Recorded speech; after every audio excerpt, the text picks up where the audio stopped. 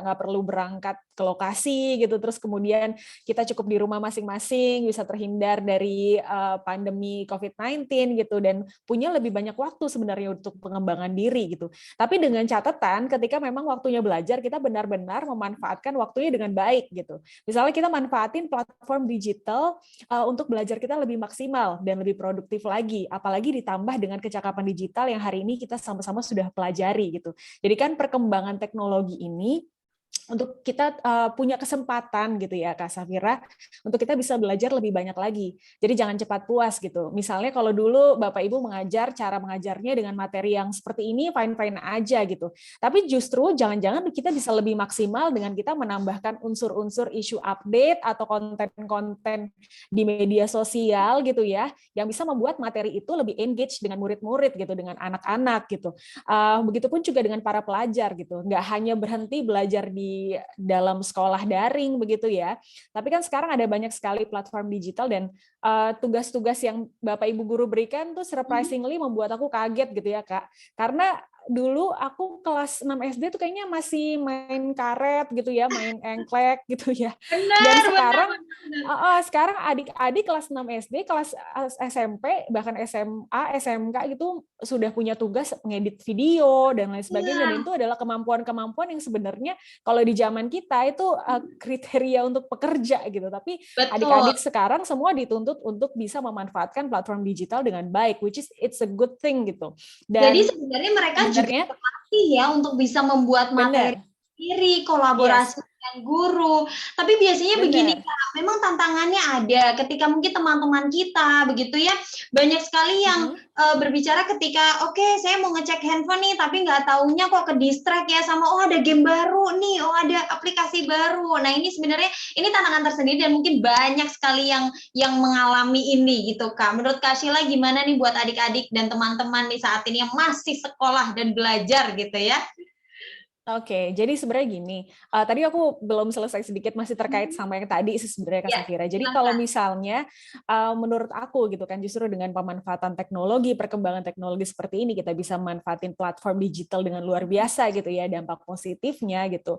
Adik-adik juga bisa berkreasi sendiri atau kreatif sendiri dengan belajar. Gimana caranya gitu? Misalnya di tengah pelajaran gitu ya, atau sudah selesai belajar secara daring, terus ngerasa kok kayaknya aku masih belum mengerti atau aku masih perlu penjelasan lebih lanjut.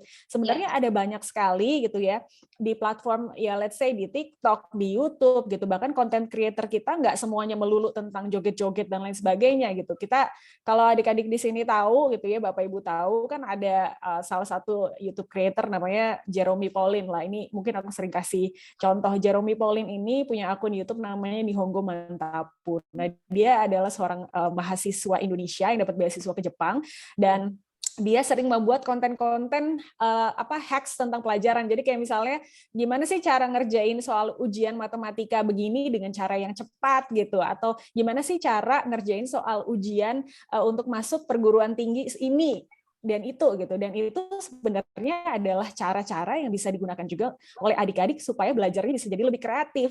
Jadi nggak hanya mengandalkan belajar di kelas secara online dengan Bapak Ibu guru, tapi justru gali lagi, explore lagi, kamu sukanya apa? Kamu suka TikTok? Oke, di TikTok, tapi nggak harus melulu liatin hal-hal yang lagi tren gitu kan. Kita juga bisa lihat konten creator yang bermanfaat, yang edukatif juga, yang bisa menunjang tentunya belajar kita jadi lebih maksimal gitu, Kak Safira. Benar, jadi adik-adik dan teman-teman sekarang kan tadi banyak sekali ya yang bilang, aduh belajarnya sekarang bosen. Nah sebenarnya tuh bisa nggak sih Kak kalau misalnya sebenarnya itu dari diri teman-teman sendiri, bahwa dari awal tuh kayak, ya Zoom lagi nih, ya pelajaran itu lagi nih. Nah ini mungkin dialami, tapi balik lagi, diungkapkan bahwa apa nih yang disuka apa. Terus kalau misalnya Kak Sheila, kita teman-teman bisa kan sebenarnya kolaborasi sama guru gitu, mungkin misalnya oke Bu, kita pengen video yang kayak gini-gini nih Bu, atau mungkin guru minta bantuan muridnya untuk bisa membuatkan video, itu sebenarnya bisa nggak sih? Boleh Ya, jadi kan? betul, jadi ada saling kolaborasi dan ada komunikasi juga gitu antara Bapak Ibu gurunya dengan anak-anaknya. Dan Bapak Ibu gurunya juga di sini mungkin karena ngerasa usia saya ini nggak cocok nih kayaknya memanfaatkan misalnya TikTok atau apa ya, jangan juga gitu ya. Karena perkembangan digital ini suka tidak suka harus kita ikuti gitu. Kalau kita nggak ikut kita bakal terlindas gitu. At least nggak perlulah aktif gitu ya di TikTok let's Iya. say atau di Instagram sekarang lagi hype reels gitu, kita ikutan bikin konten nggak perlu, tapi at least Bapak Ibu orang tua perlu tahu ada apa sih di dalam platform digital itu, sehingga ketika kita bicara dengan murid, bicara dengan anak-anak gitu, we speak their language juga gitu. Jadi supaya mereka bisa engage dengan kita gitu, dan supaya mereka juga bisa mengerti maksud dan pelajarannya juga pasti lebih bisa tersampaikan dengan baik gitu, Kak. Iya, benar banget. Jadi mereka juga merasa kayak, oh oke nih, Pak Guru, Bu Guru tahu. Wah, berarti oke, kita sefrekuensi nih, gitu ya. Kadang anak-anak sekarang kan gitu Dan ya. nggak bisa macam-macam juga. Oke, nah Karena itu dia. ada beberapa yang ngerasa karena Bapak Ibu guru yang nggak tahu, ya udah aku bikin sesuatu yang dia paling nggak tahu gitu. Padahal sebenarnya Bapak Ibu gurunya juga tahu gitu. Iya, benar. Jadi ini Bapak Ibu tetap semangat ya, karena mau nggak mau di semua kalangan, semua usia ya Kak, sebenarnya butuh untuk bisa semakin cakap gitu ya, karena mau nggak mau kan memang Iya, mendukung betul. putra-putri kita, Yes. siswa-siswa kita.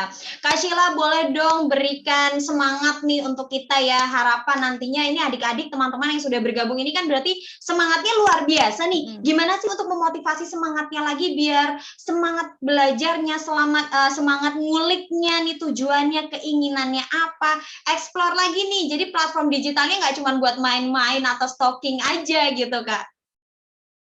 Oke, thank you Kak Safira. Jadi hari ini kita sudah sama-sama belajar gitu dengan narasumber kita yang sangat kompeten di bidangnya. Ada 4 pilar literasi digital. Jangan hanya kita dengar saja hari ini, tapi kita harus lakukan gitu ya. Dan kalau ditanya tips dan triknya gitu untuk kita bisa manfaatin pendidikan anak itu secara maksimal di dalam platform digital, ya pasti dari sisi pengajarnya harus terus mau belajar gitu, dan dari sisi muridnya, dari sisi anaknya juga harus terus mau belajar, terus mau explore, kemudian temukan apa yang dia suka gitu ya, dengan caranya dia, tapi dengan cara yang benar juga gitu, dan dengan bimbingan dari tenaga pendidiknya pasti. Apalagi dengan 4 pilar literasi digital yang sudah kita pelajari sama-sama, diaplikasikan biar semuanya lebih makin cakap digital. Jadi hashtag makin cakap digital dari pemerintah itu sekali lagi itu bukan hanya sekedar himbauan, tapi itu adalah sebuah keharusan. Kalau enggak kita terlindas, kita tidak bisa survive di digital wave ini gitu ya.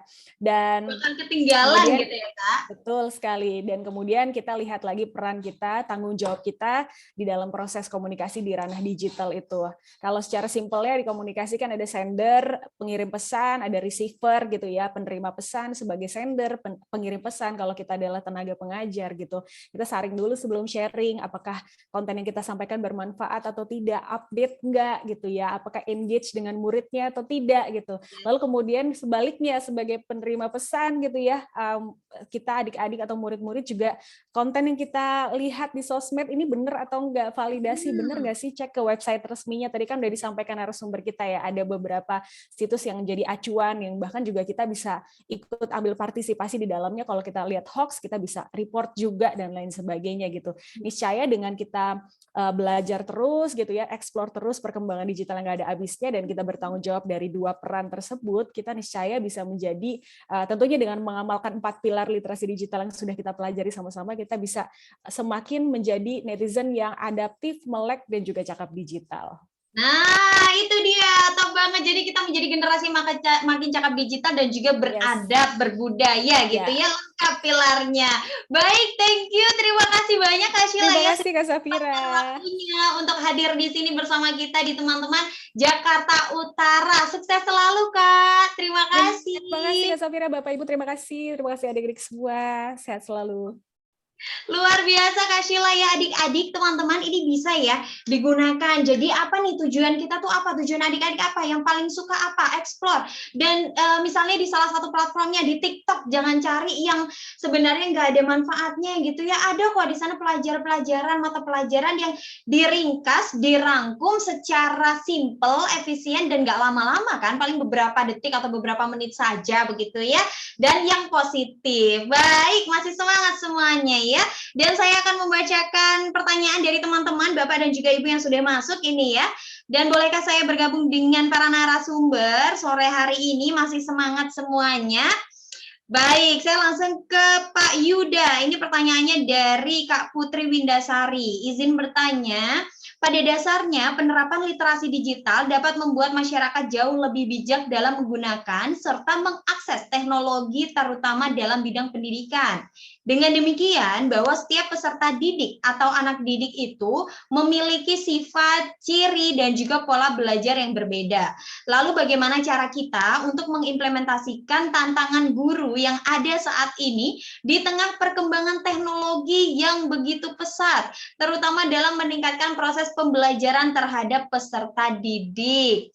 Dan oleh semua pihak, dan pendekatan apa yang mestinya dilakukan oleh semua pihak untuk mendukung efektivitas literasi digital, sehingga seberapa penting literasi digital saat ini dan masa depan. Oke, baik.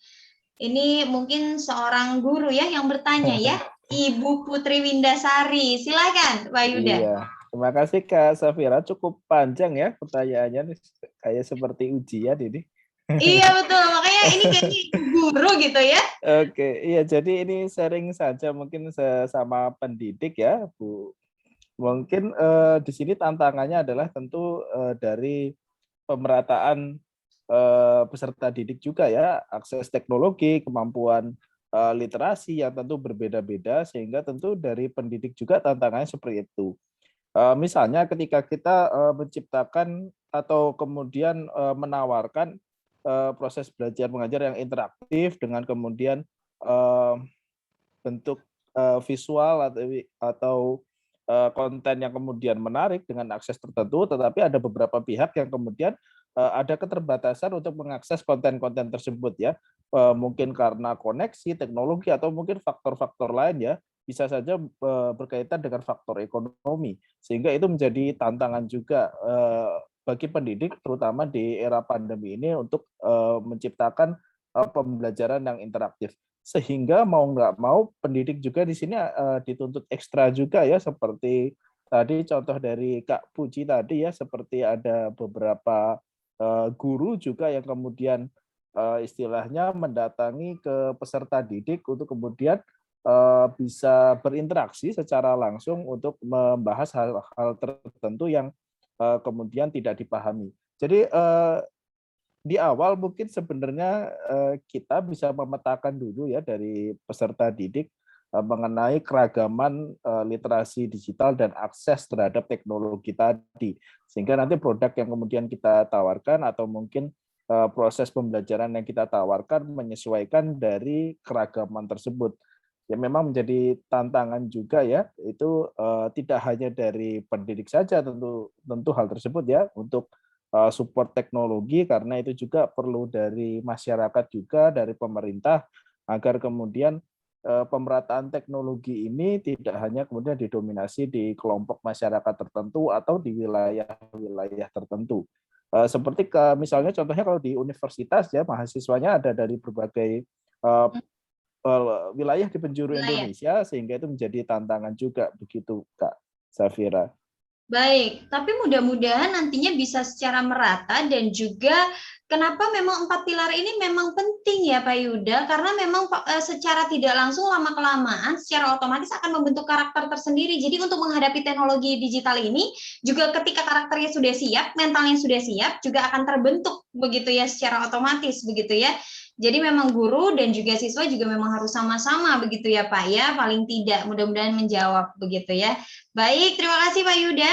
Saya bisa langsung ke Kak Puji ya.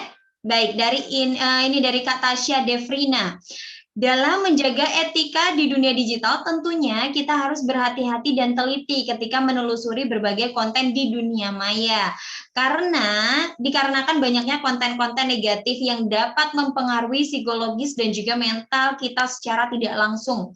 Bagaimana upaya dan tindakan yang dapat kita lakukan untuk menghindari berbagai konten negatif tersebut, khususnya di dunia maya yang saat ini sangat sedang marak terjadi? Silakan Kak Puji. Baik, terima kasih Kak Safira. Tadi dari Kak Tasya yang nanya ya.